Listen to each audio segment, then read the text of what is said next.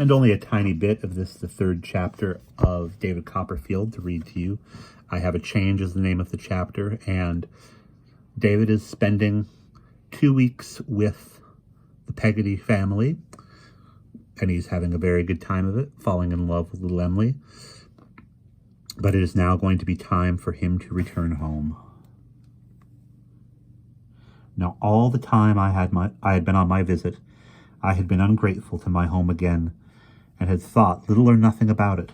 But I was no sooner turned toward it than my reproachful young conscience seemed to point that way with a steady finger, and I felt all the more for the sinking of my spirits that it was my nest, and that my mother was my comfort and friend. The door opened, and I looked, half laughing and half crying in my pleasant agitation, for my mother. It was not she, but a strange servant. "Why, Peggotty," I said ruefully, "isn't she come home?" Yes, Master Davy," said Peggotty. "She's come home. Wait a bit, Master Davy, and I'll tell you something." She took me by the hand, led me wandering into the kitchen, and shut the door. "Peggotty," I said, quite frightened, "what's the matter?" "Nothing's the matter, bless you, Master Davy, dear," she answered, assuming an air of sprightliness. Something's the matter, I'm sure. Where's Mamma?" "Where's Mamma, Master Davy?" repeated Peggotty.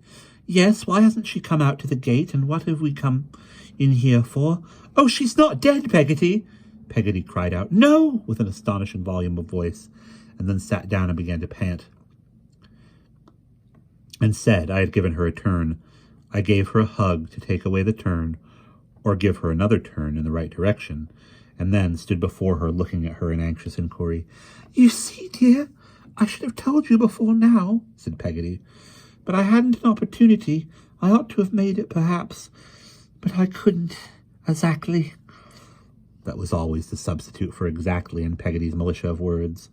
"Bring my mind to it." "Go on, Peggotty," I said, more frightened than before. "Master Davy," said Peggotty, untying her bonnet with a shaking hand, and speaking in a breathless sort of way, "what do you think? You have got a pa." I trembled and turned white. Peggotty gave a gasp as if she were swallowing something that was very hard, and putting out her hand said, "Come and see him." "I don't want to see him." "And your mamma," said Peggotty. I ceased and drew back, and we went straight to the best parlour, where she left me. On one side of the fire was my mother, on the other Mr. Murdstone.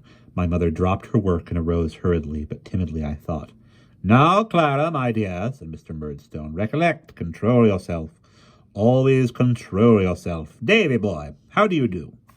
I gave him my hand. After a moment of suspense, I went and kissed my mother. She kissed me, patted me gently on the shoulder, and sat down against her work. As soon as I could creep away, I crept upstairs. My old dear bedroom was changed, and I was to lie a long way off. I rambled downstairs to find anything that was like itself.